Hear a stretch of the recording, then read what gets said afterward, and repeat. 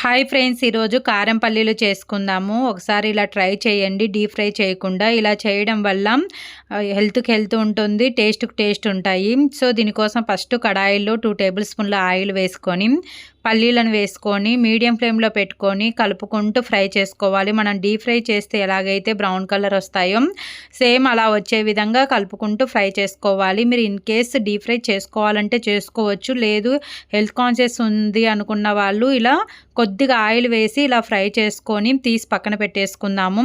ఈ పల్లీలను తీసి పక్కన పెట్టేసిన తర్వాత సేమ్ అదే కడాయిలోనే కరివేపాకు వేసుకొని కొద్దిగా క్రిస్పీగా అయిన తర్వాత వేయించుకున్నటువంటి పల్లీలు, ఉప్పు, కారం వేసుకొని ఒకసారి అంతా బాగా మిక్స్ చేసుకోవాలి.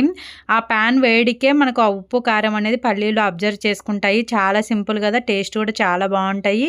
మీరు కూడా ట్రై చేయండి. ట్రై చేసి ఎలా వచ్చిందనేది కామెంట్ చేయండి. మీకు నచ్చినట్టయితే మీ friends and family members share చేయండి.